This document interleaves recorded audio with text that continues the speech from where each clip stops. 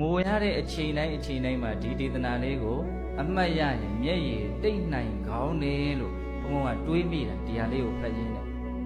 မျက်ရည်ကျပြီဆိုတော့ငိုမနေပါနဲ့အားရသေးဘူးလားတတန်တရားလုံးငိုလာတာဘုရားသမုဒ္ဒရာလေးစင်းမှာရှိတယ်ရေထက်တောင်များတယ်လို့ပြောတာဒီတစ်စက်နဲ့တော့တိုးပြီးတော့များတော့ပါ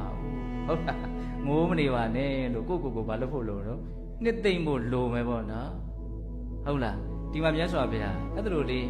သမုဒ္ဒရာလေးတင်းမှာရှိတဲ့ရေကနေတယ်ဒုက္ခနဲ့တွေ့လို့ငိုရတဲ့မြေတွေကများတယ်လို့ပြောပြီးတဲ့နောက်မှာနောက်ဆုံးပါတာလေးပါပြောတော့အဲ့ဒါလေးကအဓိကအချက်ကလေးပေါ့နော်ကိန်းကရဏအမတုံပမစ္စတိ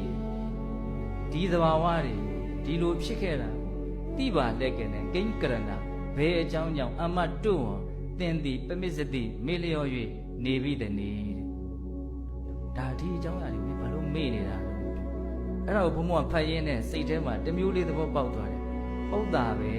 လို့ဒါတွေကိုမေ့နေလို့ဒါအခုကိစ္စတွေကိုအကြီးကြီးထင်ပြီးတော့ငိုးနေတာငကိုယ်တော့ကငိုခဲ့ရတဲ့ကိစ္စတွေငိုခဲ့တဲ့အနေအထားတွေကိုပြန်ပြီးတော့မြတ်အမှတ်ရမယ်ဆိုရင်ဒီကိစ္စကဒီလောက်ငိုစရာကောင်းမှာမဟုတ်ဘူးကျွန်တော်မေ့ခဲ့ကြတာနော်ငိုတော့တကယ်ငိုခဲ့ကြတာပဲနော်အရင်ဘဝကလည်းငိုရတယ်အရင်ဘဝကလည်းငိုရတယ်တကယ်ကိုအကြီးအကျယ်မြည်ကြီးမှလူလှိမ့်ပြီးတော့ငိုခဲ့တယ်ငိုရင်းနဲ့သေခဲ့တဲ့ဘဝတောင်ရည်တွက်နိုင်မှာမဟုတ်အဲ့ဒါလေးကျုပ်တို့ဘာဖြစ်ပြလိုက်တာတော့မေ့ပလိုက်တာပရိသေတွေနေတဲ့ကိစ္စအလွန်ဆင်းရဲတာသေတဲ့ကိစ္စကလည်းအလွန်ဆင်းရဲတာဆိုတဲ့အတွက်ကြောင့်